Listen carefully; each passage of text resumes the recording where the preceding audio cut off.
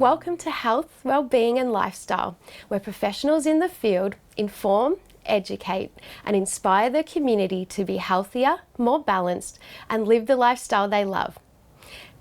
Our first guest today is Marc Noyce, and he's an urban food specialist, and the topic we'll be discussing is the joys and benefits of creating your own urban garden. Welcome, Marc. Thank you for having me. Thanks so much for coming.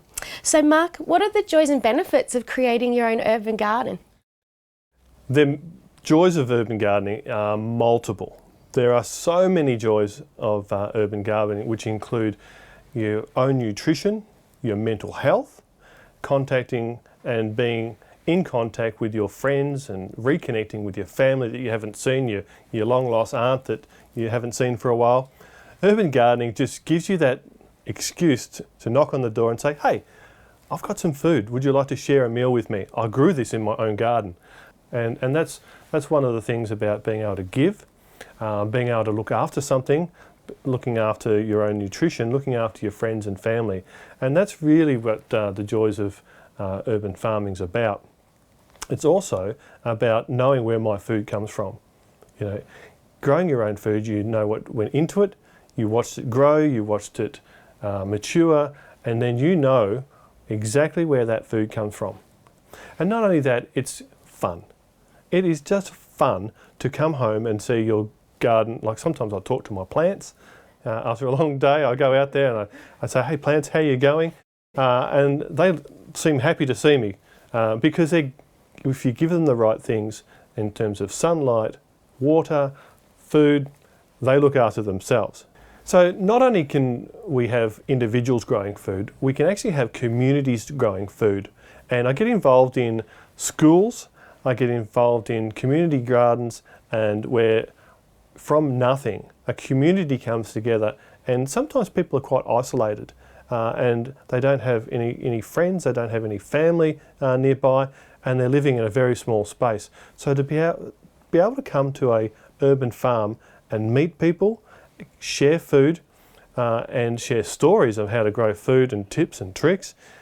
Schools are absolutely fantastic mechanisms to get young people into urban farming.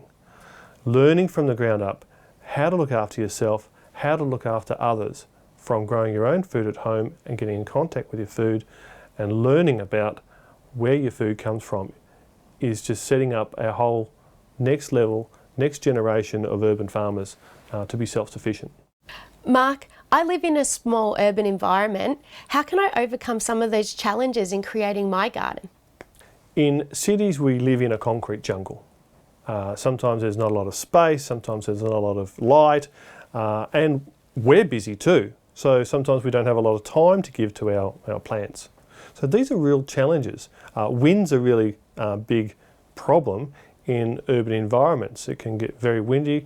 There are stray pets, there are bugs, there are things that want to eat all our produce. It seems like everything's against us in an urban environment. But these challenges can be overcome when you have the right technology, when you have the right approach, when you get your nutrition right for your plants, when you get the watering right, and if you can get your plants to self-water, if you can get your compost, you can close your nutrient loop by composting your own green waste at home, turning that into a resource for plants to grow, and closing our nutrient loop is really a great way of being self-sufficient and overcoming these challenges that cities have where our food waste is a one-way street. We can turn that around. Cities also have abundant stormwater or rainwater runoff, so we have an abundance of water, we have an abundance of nutrition in terms of food waste.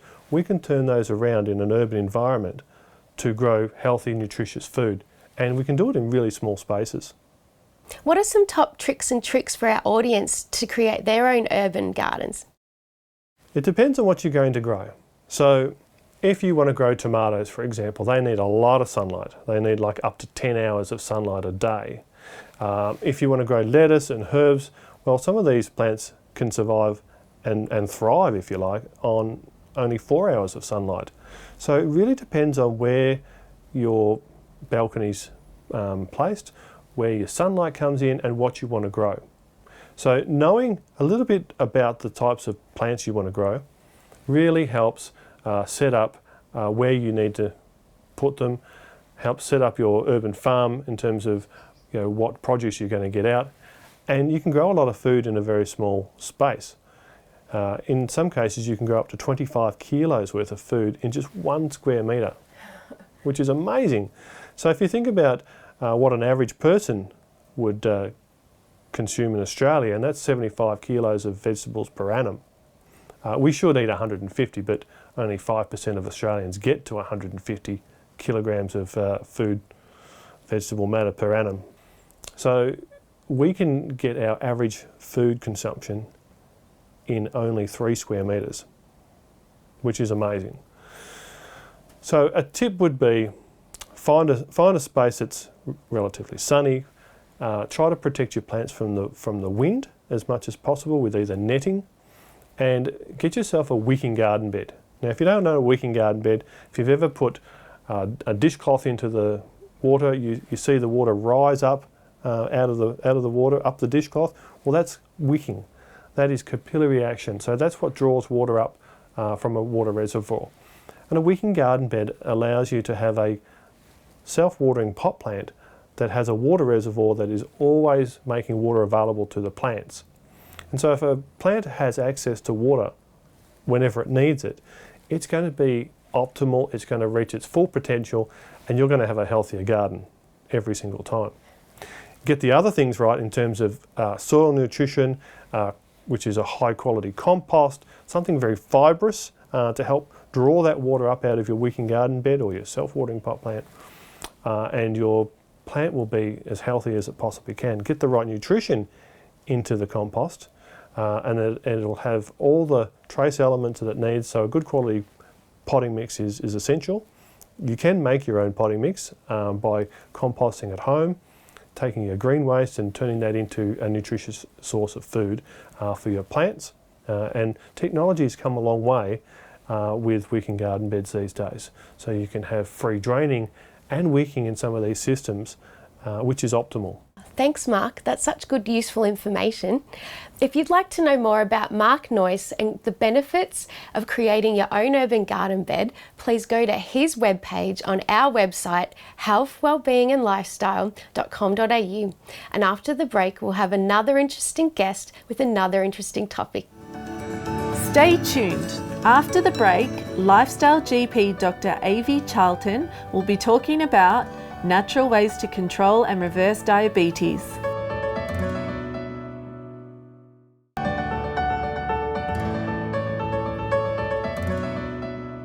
Welcome back. Our second guest is Lifestyle GP Dr. Avi Charlton, and we will be talking about natural ways to control and reverse diabetes.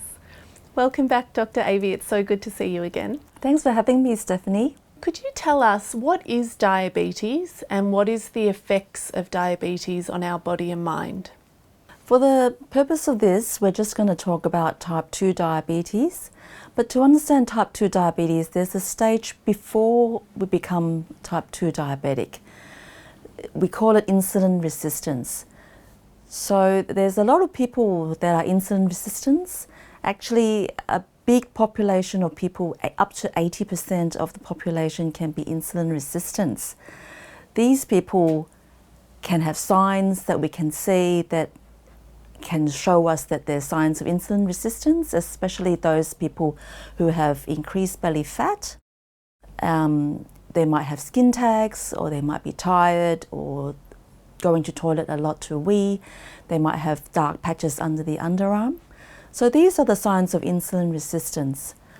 What happens is the body makes insulin, which is a hormone, to try and put the glucose away. So every time we eat glucose or carbohydrates which become glucose, the glucose, or we can also understand as sugar, actually goes into our bloodstream. Our body makes the insulin to put it away. If your body is managing with making more and more insulin, then you're not quite a diabetic yet. But if your body makes more and more insulin to put more and more glucose away, your body may not respond to all the insulin, and that is called insulin resistance. So what happens is if you work your insulin too hard, you get insulin resistant, and the next stage is you become a type 2 diabetic. Being a type 2 diabetic can have lots of consequences. It affects your whole body. There's too much glucose in your bloodstream, and it causes a lot of damages to everywhere in your body. Increases your risk of heart attacks, strokes, and even small arteries, like it can cause you to be blind. It can affect your kidneys and cause kidney damage, and even affect the small nerves and small blood vessels in your feet. Some diabetics have to have their toes or feet amputated and chopped off, and it's actually terrible to have diabetes. So is there a natural way for people to control and reverse diabetes? Yeah, absolutely. So we can understand diabetes as a lifestyle condition. There are genetic causes as well. What we can do is we can modify our nutrition and eat much less carbohydrates and glucose and sugar.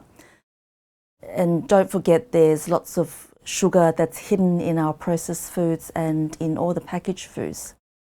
So what we do is we eat more real foods, meat, eggs, chicken, fish, pork, lamb, protein, and we eat lots more above ground veggies like broccoli, cauliflower, asparagus, tomato, mushrooms, all the good real food, and really staying away from starchy vegetables, potato, pasta, potatoes, sweet potatoes, and those vegetables. Concentrate on eating good nutrition, real foods, and we can also think about exercise. Going for walks is great, but lifting weights, building muscles, strength training, that will really help to improve our metabolic health and reduce diabetes. And also getting sunlight, getting outside into the sun, that can help to improve our metabolic health. And optimizing our sleep, making sure we sleep enough, and that will improve our metabolic health. We can bring down the glucose, regulate our circadian rhythm.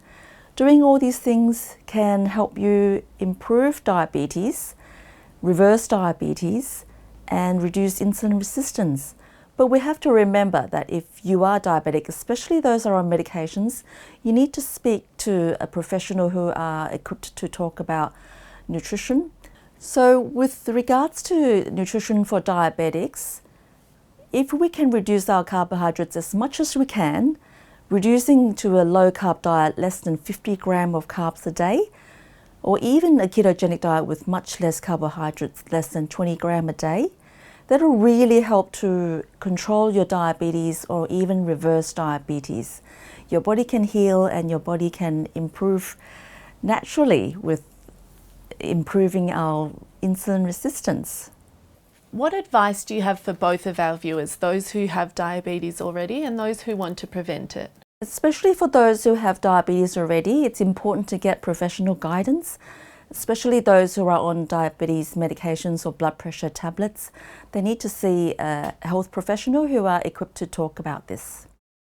But everyone, especially those with diabetes or insulin resistance, pre-diabetes, the advice is if they can improve on their lifestyle, they can control the diabetes or even reverse diabetes. What I mean by improve their lifestyle is they can work on their diet, reducing the carbohydrates to as low as they can, reducing sugar, bread, potato, pasta, in eating more meat, eggs, chicken, fish, and above ground veggies. Then eating that way, they can improve their blood sugar level and control the diabetes or even reverse diabetes. They can also work on exercise. So going for walks is great, and building muscle strength training, lifting weights, that will help them improve their blood glucose level. They should optimize their sleep, making sure they sleep enough hours in the night. They can work on getting outside, exposing into sunlight, working with their circadian rhythm. Doing all that can improve their blood glucose level and control their diabetes, or even prevent them from having diabetes. In that way, we can reduce your risk of chronic conditions that are associated with diabetes. You've given us a lot to think about. Thank you so much, Dr. Avi. Thank you, Stephanie. If you would like to know more about natural ways to control and reverse diabetes and Dr. Avi Charlton, please visit her webpage on our website healthwellbeingandlifestyle.com.au. And after the break, we will be back with another interesting guest and another interesting topic. Stay tuned. After the break, naturopath, lecturer and author Michèle Wolff will be talking about the importance of the nervous system to the digestive system's health.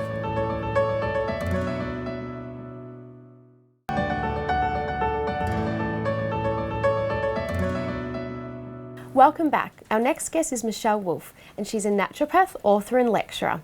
And the topic we'll be discussing today is the importance of the nervous system and the digestive system's health. Welcome, Michèle. Thank you, Megan. Michèle, what's the difference between the two?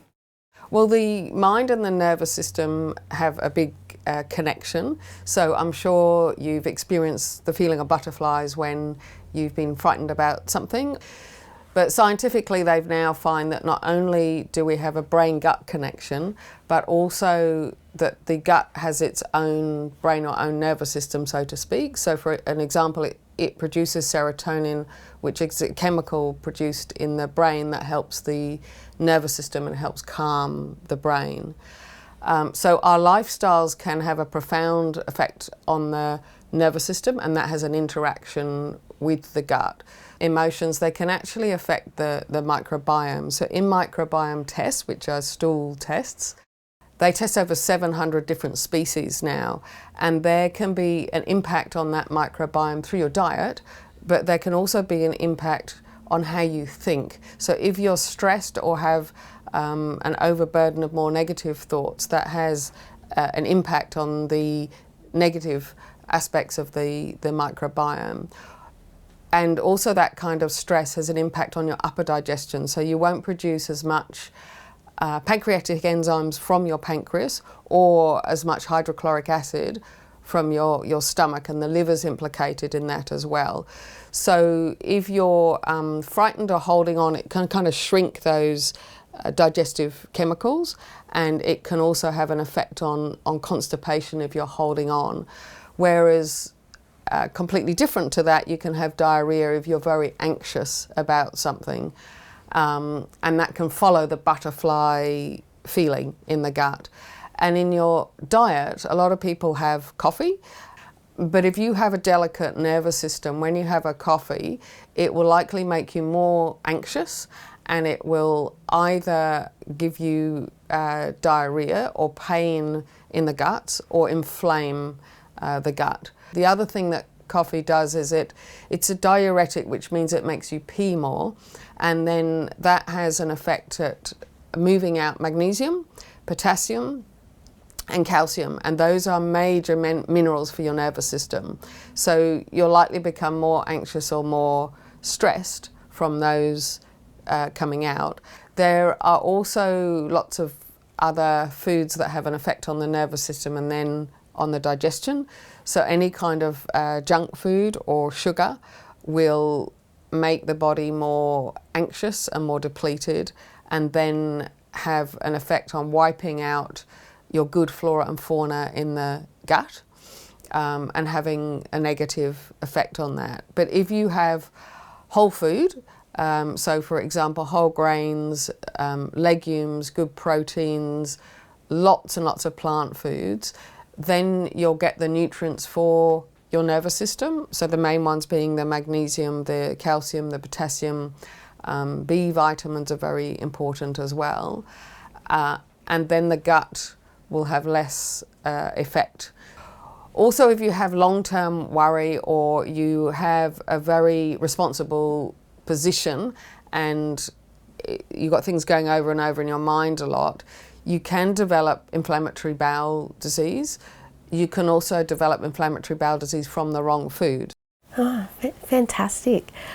Is there any special foods or herbs that can assist with this? Most people will have heard of chamomile. This is both a relaxant to the gut, and it also has a slight bitter taste, and that anything that's slightly bitter helps you produce more good digestive enzymes and good digestive juices, and it helps you produce more bile, which is necessary for the digestion as well. So ginger's a really good digestive, cardamom, fennel and peppermint. Those are really excellent also for building up the strength of your digestion and to have after food to help you digest that food more easily.